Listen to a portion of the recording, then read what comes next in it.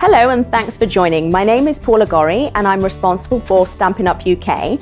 And I'm excited to be here with Charlotte today, so welcome Charlotte. Thanks, hello. Charlotte's going to be showing us some fun techniques, so I can't wait to get started. How about you, Charlotte? I'm ready. Okay, let's go.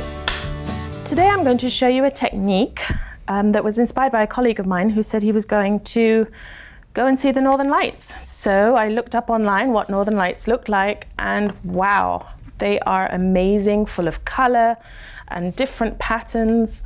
And then I found that there was actually a stamping technique also called Northern Lights, and that's exactly what I'm going to show you today because it's so much fun to do. It's so messy, it's so color intensive. You're going to get your hands really, really dirty. These are going to be your new best friend, a pair of latex gloves.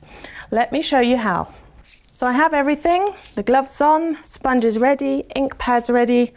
I'm just going to mask off the bottom of my project. It's always good to have a bottom part. And again, my favorite washi tape will secure everything. Ready to go. So we'll start with the lightest color first. And I'm going to take Daffodil Delight and a sponge. I have sponges dedicated to some colors. It's kind of easier and I just feel that I'm not wasting everything too much. And I'm going to start with just circling and applying some color in what I think is a Northern Light kind of way. Keep a light piece at the bottom because if you're going to use a silhouette stamp afterwards, you'll want that to show more than if it's on a darker piece. And just streak and rub the colors and layer the colors in a sort of a streaky pattern, however you wish them to be. So that will be fine for the start, and then change a color. And I'm just going to keep building and building and building the color up until it will actually look a total mess, but it all comes together in the end. Take Strawberry Slush.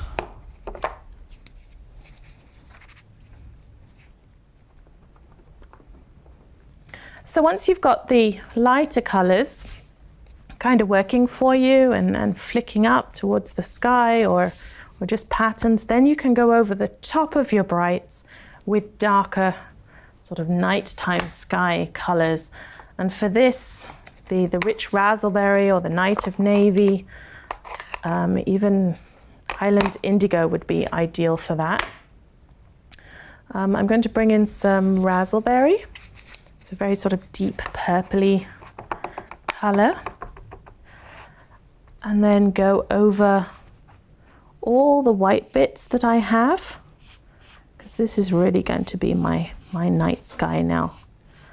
And I'm going to smush it and blend it and build it. There we go.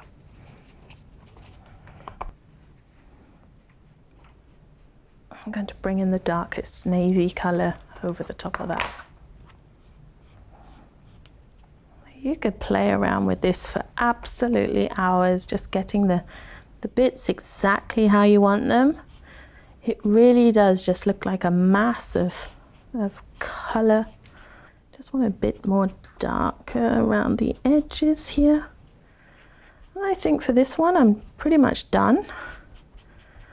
Okay, let's see what it looks like. This slipped somewhere down between, but no, it's cool. It's given me a nice little area to work with. Now I could actually leave this here and just do a sentiment right there, but I am going to cover it in a sort of a dark grassy nighttime green. And just bring it in with a sponge and just meet up that line at the bottom. I'm just going to keep a bit of reflection going here and bring in some darker color. The Island Indigo looks kind of cute. I'm going to sacrifice my turquoise sponge here. Now we just need a beautiful silhouette stamp that we can put on the background and just finish it off. So as a silhouette, I'm going to use this lovely silhouette stamp from the set Serene Silhouettes. And I'm going to use Jet Black Stays On. I can't take my gloves off at this point, but never mind. Make sure it's really nice and inked up, so it gives a really nice black image. I'll put that down over there. And I'm going to stamp it, just eyeball it really, around about there. And bring it up. Isn't that cute? I'm going to go back in and just use the top of it, just so I can get a little more 3D effect here. And I'm going to bring it in here. There we go. So this would be my finished example, and the worst part of it all now is trying to tidy up, but for the case of the camera, I'll just throw everything aside. Here are some ones that I made earlier. This again, a completely different pattern, almost in a zigzaggy form, up and down.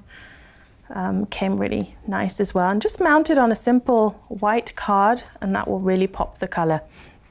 As usual, I always leave space for a sentiment because I never quite know who I'm going to send a card to, and I don't know what the sentiment's going to be. Here is another card mounted on white, so that you can see the colors. It's a lot brighter, it's a lot splashier, but it still has the same effect. To fit it on the card, I had to cut it off. So why not just keep the rest and use it as bookmarks or something? And then I decided that I was just going to use some tone-in-tone colors. And here just using the blues and greens with the same effect, but just getting a completely different look for a background. So I hope you like this technique. I hope you're going to have fun trying it out. It really is a lot of fun to do. I can't wait to see your examples on Facebook. Thanks. Well, we hope you've been inspired by Charlotte's creative sharing, and we hope to see you again very soon. Thanks for watching. Bye-bye.